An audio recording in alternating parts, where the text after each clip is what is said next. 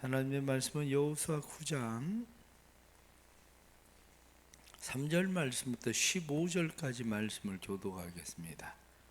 여호수아 9장 3절부터 15절 말씀.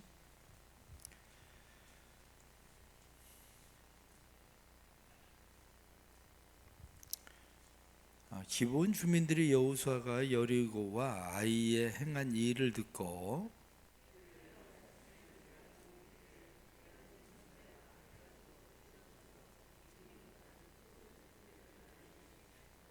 그 발에는 낡아서 기운 신을 신고 낡은 옷을 입고 다 마르고 곰팡이 난 떡을 준비하고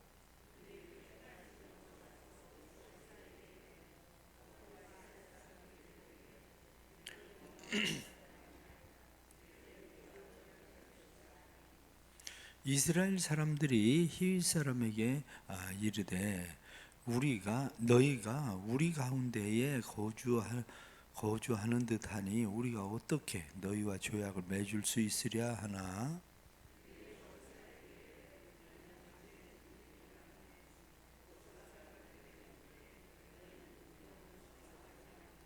그들이 여호수아에게 대답하되 종들은 당신의 하나님 여호와의 이름으로 말미암아 심히 먼 나라에서 왔사오니 이는 우리가 그의 소문과 그가 애굽에서 행하신 모든 일을 들으며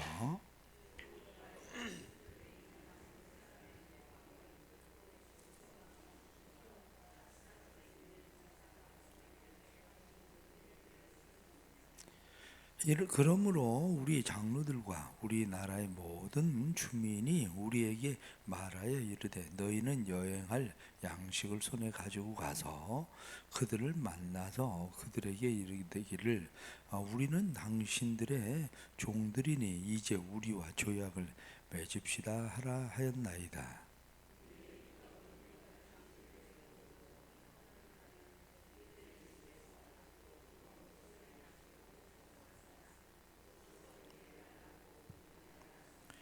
또 우리가 포도주를 담은 이 가죽 부대도 새 것이었으나 찢어지게 되었으며 우리의 이 옷과 신도 여행이 매우 길었으므로 낡아졌나이다 한지라.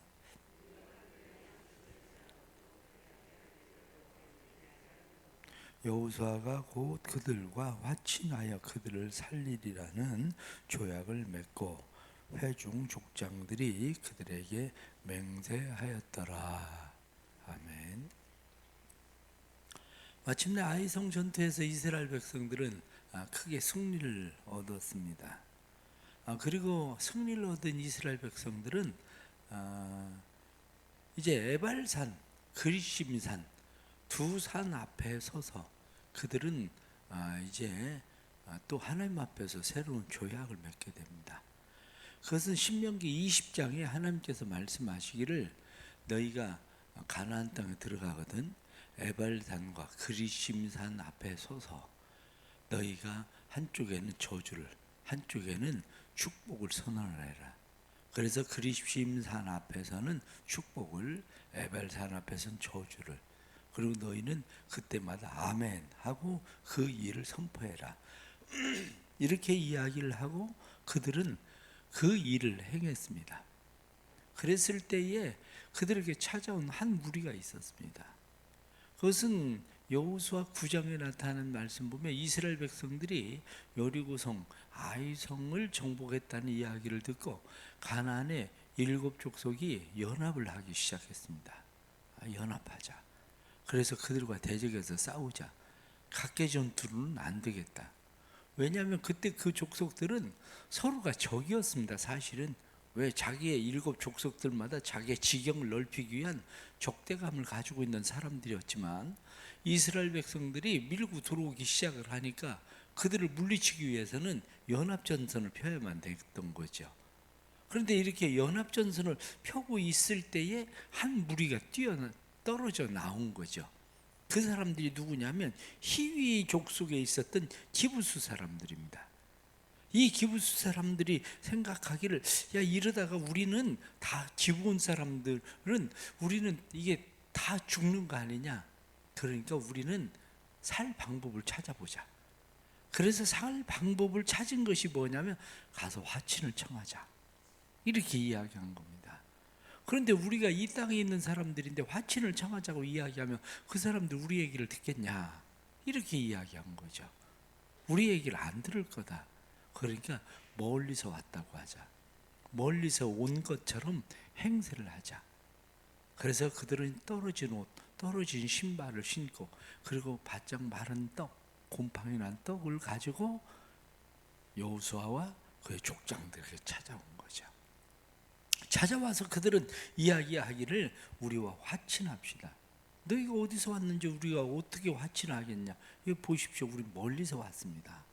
우리 멀리서 와서 떡도, 그리고 우리는 곰팡이가 나고 다 바짝 말라버렸고, 뿐만 아니라 이 가죽 부대도 우리가 벌써 이걸 낡지 않았습니까? 옷과 신발도 낡았습니다. 그것을 받아들일 수밖에 없었던 그러한 이유 중에 하나는, 하나님께서 신명기 20장을 말씀을 할 때에 가나안 족속들은 다 죽여라, 다 멸해라. 그러나 멀리 있는 사람들은 너희 화친을 청하거든 그들은 받아들여라. 이렇게 하나님께서 이미 신명기 20장에 말씀을 하셨거든요. 그러니까 멀리서 왔다고 하니까 이들과 화친을 청하는 것을 받아들이게 된 거죠. 그럼 이 사람들은 어떻게 알았을까? 오늘 본문에 나타난 말씀처럼 이들은 이미 정보를 가지고 있었죠. 나름대로 정보를 가지고, 그리고 이스라엘 백성들이 듣기 좋은 말을 하게 된 거죠. 이스라엘 백성들이 듣기에 좋은 말들을 통해서 그들은 마침내 화친을 하게 된 겁니다. 그런데 알고 보니까 사흘 지나서 진격을 하다가 보니까 이거 웬걸? 3일 만에 자기들을 맞으러 온 사람들이 누구냐면 기브온 사람들인 거예요. 원래 실제적으로는 한 40km밖에 떨어져 있지 않거든요. 이 기브온 사람들을 만났는데 이게 죽일 수도 없고 살릴 수도 없고 일이 난 겁니다. 그런데 죽이자. 하나님이 죽이라고 하지 않았느냐. 그렇게 죽이자. 이렇게 이야기할 때 안 된다. 2번 똑같은 죄를 지어서는 안 된다. 우리가 이미 여호와 이름으로 화친을 청할 때에 받아들였는데, 조약을 맺었는데 여호와 이름으로 죽이지 않겠다고 했는데 죽일 수 없다. 그러니까 종으로 삼자. 그래서 그들을 종으로 삼았다. 그런 이야기가 여호수아 9장에 나타나는 말씀입니다. 오늘 말씀 가운데서 우리가 다시 깨닫게 되는 중요한 몇 가지 말씀이 있습니다. 그건 뭐냐면 방심입니다. 아간이 범죄했었던 것은 위에 있는 사람이 아니라 밑에 있는 사람, 백성 중에 탐욕 때문에 일어난 거예요. 그런데 지금 일어나는 일은 족장과 여호수아가 저지른 죄예요. 족장과 여호수아가 저지른 죄는 뭐냐? 그 죄는 교만이라는 거예요. 방심이라는 교만의 죄. 왜냐하면 방심은 자기 교만이고 방심은 자기를 속이는 자기 기만입니다. 이들은 우리는 아간 같은 죄를 짓지는 않았다, 우리는 탐욕을 가지고 있지는 않았다, 이렇게 이야기할지 모르지만, 탐욕은 가지고 있지 않았지만 그들이 가지고 있었던 죄는 교만이라는 죄예요. 저지르기 쉬운 죄입니다. 때로는 평범한 사람들은 탐욕을 죄로 사용할 수 있죠. 그러나 조금 낫다고 생각하는 사람들은 교만이 바로 죄가 된다는 사실에 대해서, 그래서 여호수아는 적에게 방심한 것이 아니라 자기 자신에게 방심한 겁니다. 사실은 적에게 방심한 것이 아니라 자기에게 방심한 것은 또 다른 실패를 가져오게 되는 이 일을 만나게 됩니다. 왜냐하면 이 사람들 때문에 앞으로 평생에 그들의 삶에 뿐만 아니라 사울의 시대에까지 이 일에 어떤 영향을 미치게 되는지 우리는 성경을 통해서 보면 알게 되는 이 일이 벌어지게 됩니다. 그렇습니다. 성경에 나타난 말씀, 그것은 방심은 어디서 나오냐? 하나님의 말씀을 귀하게 여기지 않고 하나님을 중심에 두지 않는 거예요. 아이성 전쟁에 실패했을 때 그들은 다시 하나님을 중심으로 끌어들여 왔거든요. 그들은 하나님 앞에 엎드렸거든요.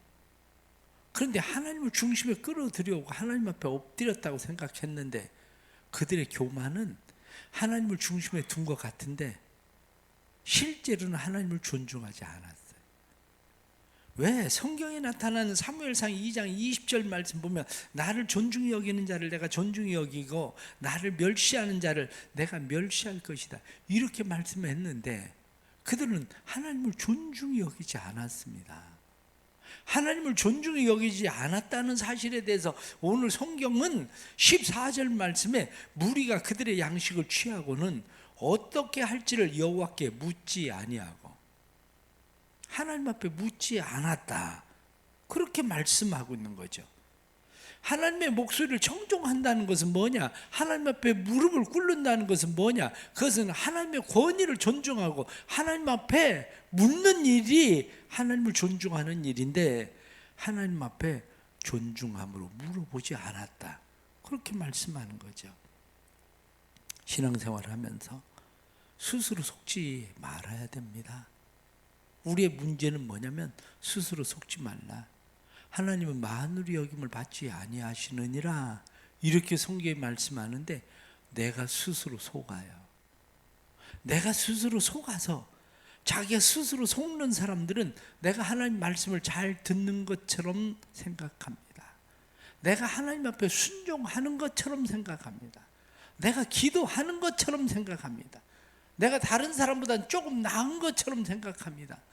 그러나 그것이 우리의 삶에 실패가 된다는 사실을 우리가 깨달아야 됩니다. 하나님하고 친한 것처럼 생각하고 하나님 앞에 순종하는 것처럼 생각하지만 스스로 속기 시작을 할 때에 피하 구분을 못합니다. 진짜 적이 무엇인지를 구분하지 못해요. 진짜 적은 누굽니까?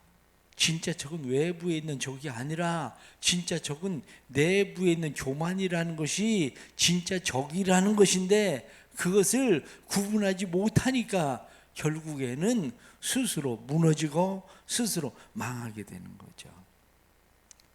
사람들은 살아가면서 하나님과 나 사이의 이 관계, 어제도 관계에 대해서 말씀을 드렸지만 하나님이 우리의 삶의 진짜 중심에 있는가, 이것을 종종 사람들은 착각을 한다니까요. 예를 들면 이렇게 생각을 해보십시오. 가정에서 아내가 수고하고 애를 많이 쓰는 것 같아서 남편이 자기 아내에게 이야기하면 어디 여행이라도 다녀오지. 코로나 때문에 사람들 여행을 못 해가지고 지금 막 여행 예약이 막 밀려 있다고 그러지 않아요? 이미 예약을 받은 그런 여행사들 막 시작해가지고 이제 백신 맞으면 사람들 여행들이 이제 또 다니기 시작할 겁니다. 밀렸던 여행. 그래 당신 너무 고생하고 했었는데 여행이라도 갔다 오지. 그래서 여행을 보냈습니다. 여행을 보냈는데 아내가 이제 집으로부터 좀 자유하고 이제 좀 쉴 것 같다, 여행을 하면서 마음 가운데 조금 쉴 것 같은 기분이 들었대요. 그리고 여행을 다니고 있는데 얼마나 여행을 하면서 좋은지. 그런데 가이드 하는 총각이 얼마나 가이드를 잘하는지, 얼마나 상냥한지, 그리고 얼마나 유머가 있고 재치가 있는지 가이드를 하는 사람한테 복 빠졌네요. 그리고 나서 여행을 하면서 이 가이드 하는 이 한마디로 이 청년에게 복 빠져가지고 간식도 사주고 뭐 팁도 주고 막 얼마나 잘하는지, 너무너무 잘하는 거. 근데 돌아올 때 카드 한 장을 주면서 이 카드다, 당신 쓰고 싶은 대로 써라. 그리고 카드 한 장을 주고 돌아옵니다. 그런 사람을 만일 여러분들이 본다면 제정신이라고 생각하겠습니까? 아니면 정신 나갔다고 생각을 하겠습니까? 여행을 보내준 사람은 누군데? 여행을 보내준 사람은 남편인데 남편이 여행을 보내주는데 빠지긴 누구한테 빠졌어요? 가이드한테 빠져버린 거 아니야. 가이드한테. 하나님과의 관계가 그런 거예요. 하나님은 우리에게 세상을 누릴 수 있게 하시는 은혜를 우리에게 주셨는데 우리는 어디에 빠졌냐면 세상에 빠졌어요. 세상 재미에 빠지고 세상 즐거움에 빠지고 그러다가 보니까 여행하고 있는 내내 남편에 대해서는 까마득하게 잊어버리고 오직 그냥 가이드 하나 쳐다보고 돌아다니고 있는 거죠. 관계라는 게 그런 거예요. 사람들은 하나님이 내 삶의 중심에 있다고 생각을 하고 있지만 하나님이 삶의 중심에 있다고 생각하는 사람들의 많은 착각들이 빠지기는 세상에 빠져 있는데 여전히 자기 중심에는 하나님이 있다고 생각을 하는 거죠. 왜냐? 여행하는 내내 집에 남편이 있잖아요. 남편은 내 삶의 중심이라고 남편이 전부라고 생각을 하고 있지만 행동은 전혀 그렇지 않다 그거죠. 오늘날 신앙생활을 하면서 잘못 빠진 사람들이 바로 그런 겁니다. 사람들은 하나님과 자기 자신과의 관계 속에서 하나님이 삶의 중심이다 이렇게 얘기하지만 하나님이 보실 때는 나를 존중히 여기면 내가 너를 존중히 여길 거다 이렇게 말씀하는데 실제로 하나님을 존중히 여기지 않는다는 거죠. 하나님을 존중히 여기지 않기 때문에 여행하고 있는 내내 남편에겐 무소식이 희소식이야. 그러니까 전화 안 받으면 전화 안 하면 잘 있는 줄 알아. 그리고 시냅니다. 이스라엘 백성들이 아이성 전투에 성공했어요. 그리고 그들은 에발산 앞에서 그들은 하나님의 말씀대로 축복과 저주를 선언하는 이 일을 행했습니다. 그러면 그들은 누가 보아도 하나님이 중심인 사람들 아닙니까? 그런데 하나님이 중심이 아니었어요. 성경에 나타난 말씀처럼 여호와께 묻지 아니하였더라. 여전히 하나님 앞에 묻지 않는 사람들로 하나님 앞에 서 있는 거죠. 그들은 스스로 생각했을 겁니다. 야, 이제 사방에서 우리를 알아주는구나.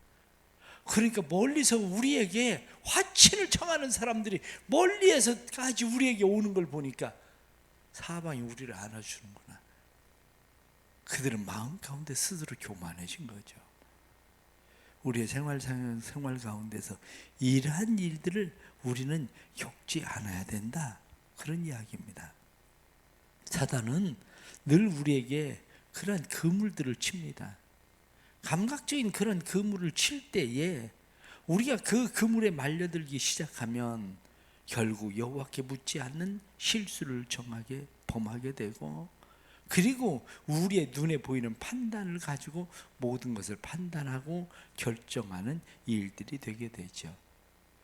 사람들은 오히려 눈에 보이는 것을 가지고 하나님을 판단하려고 하는 시대가 되었습니다. 오늘날 많은 사람들은 과학적인 증거라는 것을 가지고 오히려 하나님을 판단하려고 듭니다. 지금 일어나는 현상만을 가지고 사람들은 세상을 판단하려고 합니다. 지금 일어나는 현상을 가지고 하나님을 판단하려고 합니다. 그러나 종종 그런 많은 것들이 사단이 쳐놓은 그물이라는 사실을 잘 깨달아야 됩니다.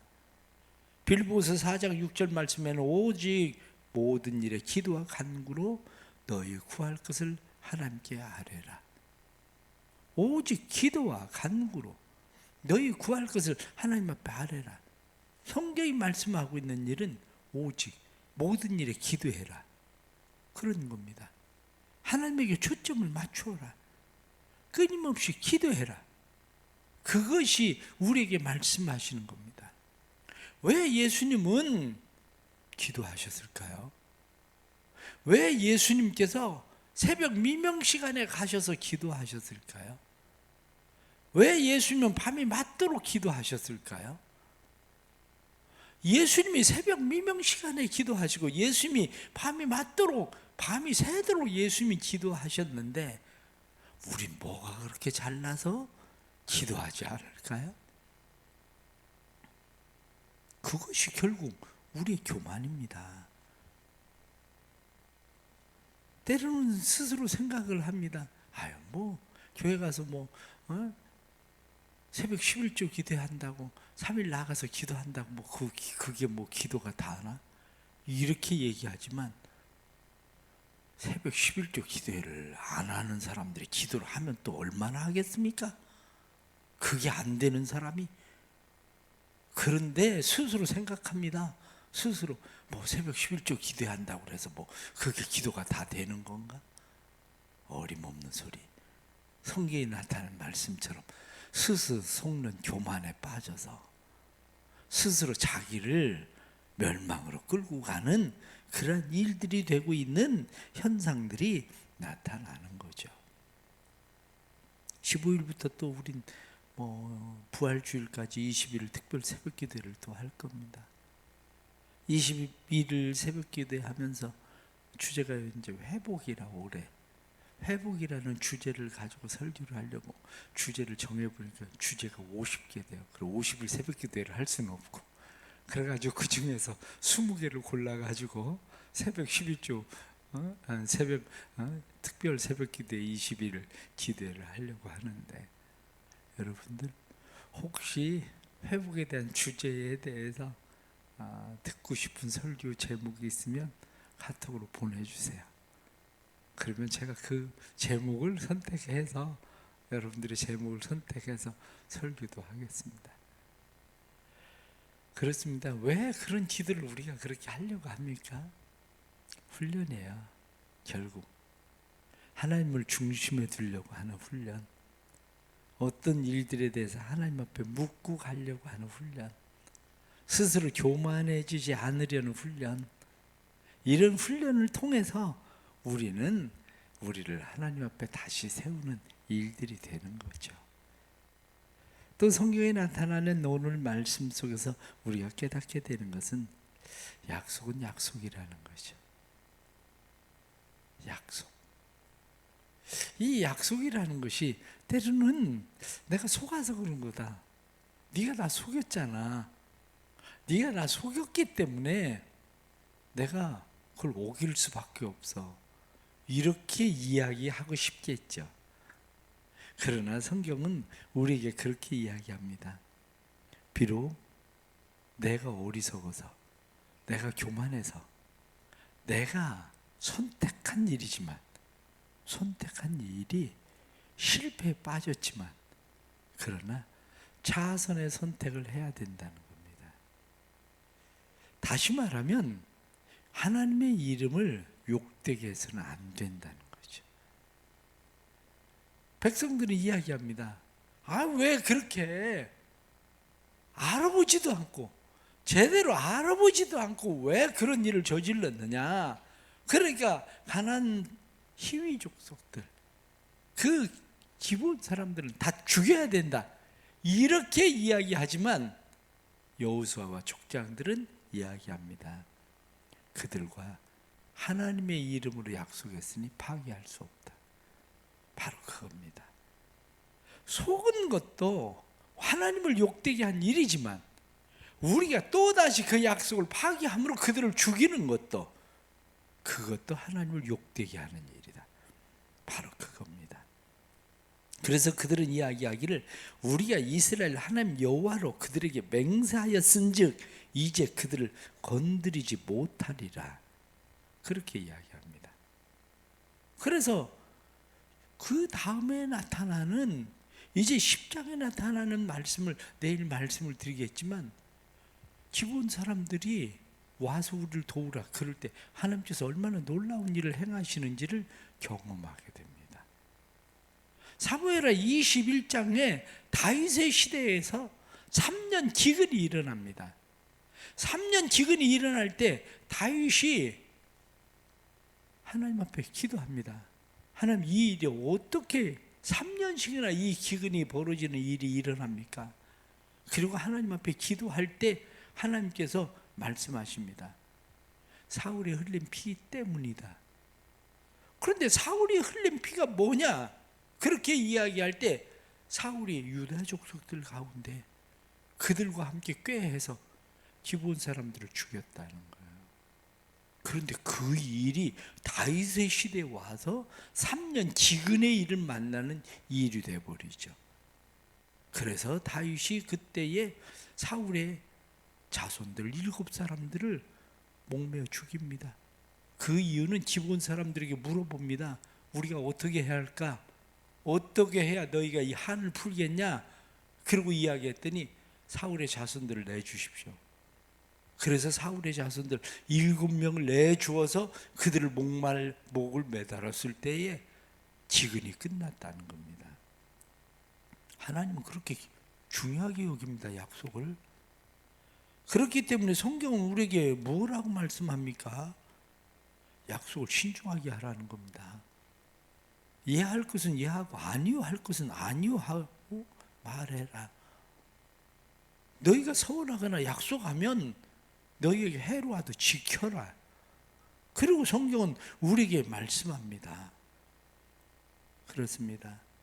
우리가 살아가면서 해야 되는 일들은 하나님 앞에서 약속한 그러한 일들에 대하여 믿음으로 지키려고 해야 됩니다. 그런데 교만이라는 게 뭡니까? 교만이라고 하는 것이 하나님의 이름으로 하나님과 때로는 약속을 하고 스스로 그것을 합리화시킵니다. 지금은 내 형편이 아니니 하나님을 이해하실 거야. 지금은 사정이 그렇지 않으니 하나님은 기다려 주실 거야. 그러나 정말 그럴까요? 그게 스스로 자기를 속이는 교만이고 하나님을 욕되게 하는 일들이 된다는 사실입니다. 그 일들이. 그러기에 그리스도인들은 살아가면서 늘 우리 스스로 하나님 앞에 행하는 일들이 무엇인가를 잘 살펴야 됩니다. 기본 사람들은 우리가 당신들의 종이 되겠습니다. 이렇게 말한 대로 그들의 종이 되고 맙니다. 오늘 주시는 이런 말씀들 생각하면서 우린 또다시 생각해야 됩니다. 정말 하나님이 내 삶의 중심에 와 있나? 그렇다면 나는 하나님 앞에 기도하고 있나? 어떤 일들을 행할 때 하나님 앞에 기도하나? 기도할 때 아니 목사님 기도해도 하나님 응답도 안 하는데 아니 기도를 뭐하러 해요? 그런데 그 생각이 틀린 거예요.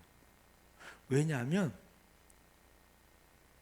그건 기도를 안 한 죄를 진 거잖아요. 저는 하나님 앞에 기도할 때 그래요. 하나님 알려주세요. 방법을 가르쳐주세요. 뜻을 깨닫게 해주세요. 응답이 없으면 하나님 내가 하나님 앞에 열심히 묻는데 하나님 대답 안 하셨으니까 어떡하겠어요. 제가 알아서 해야지. 그럼 책임 누가 져야 돼요? 응답 안 하는 하나님 책임져 주셔야지 어떡하겠어요. 응답을 안 하시는 하나님 책임을 져야지. 신앙생활에 우리가 하나님 앞에 살아가는 삶의 자세들입니다. 기도를 안 하는 건 죄입니다. 그런데 기도해도 응답이 없어서 내가 하나님의 뜻을 잘 몰라서 행한 것은 내 죄가 아닙니다. 그것은 때로는 하나님의 응답하실 때까지 기도하고 기다려야 될 필요들이 있지만 그러나 기다림 그것은 우리가 또 신앙생활을 하면서 하나님 앞에 우리의 신앙 수준에 따라서 하나님이 맞추어 주시는 일들이 됩니다. 그것은 오늘 주신 말씀 통해서 우리는 하나님이 우리의 삶의 중심에 있나? 그렇다면 우리는 내 스스로의 교만에 빠져 있는 것은 아닌가? 하나님 앞에 정말 나는 기도하나? 다시 또 기도할 수 있는 성도들 돼서 기도로 하나님 앞에 믿음의 승리자들 될 수 있기를 간절히 바랍니다. 기도하겠습니다. 하나님 아버지, 또 오늘 이렇게 말씀 주셔서 감사합니다. 다시 기도하게 해 주옵소서. 예수님도 새벽 미명에 일어나셔서 기도하셨는데 예수님이 밤이 새도록 기도하셨는데 저희들은 무슨 교만으로 기도하지 않는지 그러면서도 우리는 늘 하나님의 우리의 삶의 중심에 와 있는 것처럼 착각합니다. 내가 신앙생활 잘하는 것처럼 내가 열심히 있는 것처럼 내가 다른 사람보다 나은 것처럼 기도하지 않으면서 사무엘이 이야기하던 내가 기도하기를 쉬는 죄를 범하지 아니하리라 하고 말씀한 그 기도하지 않는 것이 죄라는 사실도 깨닫지 못하고 하는 우리는 그래도 이 정도면 잘하는 거지 교만에 빠져 있습니다. 우리의 교만이 또 다른 죄악을 불러들이는 것을 우리는 깨닫습니다. 하나님 도와주옵소서. 저희들에게 기도의 영을 부어주시옵소서. 기도의 영을 부어주셔서 다시 기도할 수 있도록 도와주옵소서. 이 사순절에 저희들에게 기도의 영을 부어주셔서 기도의 사람들로 회복되게 하시는 하나님의 역사가 일어나게 해주옵소서. 그래서 교회가 기도하는 교회 되게 하시고 우리의 목장들이 기도하는 목장들 되게 해주시고 우리의 가정들이 기도하는 가정들이 될 수 있도록 도와주옵소서. 그래서 우리의 어리석음으로 교만으로 저희들이 다시 실패하는 일들을 저지르지 않도록 은혜 베풀어 주옵소서. 새벽 11조 기도에 나와서 기도하는 성도들 이 새벽에 기도할 때 기도의 거룩한 영 임하게 해주시고 기도의 영으로 새롭게 되게 하셔서 기도의 능력을 경험하게 해주시고 다시 하나님을 중심에 모실 때에 여호수아 10장에 기도의 능력을 경험하는 이스라엘 백성들처럼 기도의 능력을 경험하게 하시는 하나님의 은혜가 우리 가운데 임하도록 도와주옵소서. 새벽에 나와서 감사하며 귀한 예물 드립니다. 하나님 앞에 드려지는 예물, 작정하고 드리는 하나님의 예물과 10의 1조 헌금 그리고 1,000번째 감사하며 드리는 예물 주께서 복을 주시고 하나님을 존중히 여기면 하나님께서 존중히 여기리라 말씀하신 대로 하나님이 존중히 여기시는 은혜가 임하게 해 주옵소서. 3월 한 달도 기도함으로 믿음으로 승리하는 한 달 되도록 축복해 주옵소서. 지금은 우리 주 예수 그리스도의 은혜와 아버지 하나님의 그 놀라우신 사랑하심과 성령의 감화 감동 교통하시며 충만하심이 사랑하는 모든 성도들이 함께 하셔서 다시 기도의 영을 부어주시고 기도로 승리하는 하나님 우리의 삶의 중심에 있음을 다시 깨닫게 하시는 놀라운 역사들 일어나기를 간절히 축원하옵나이다. 아멘.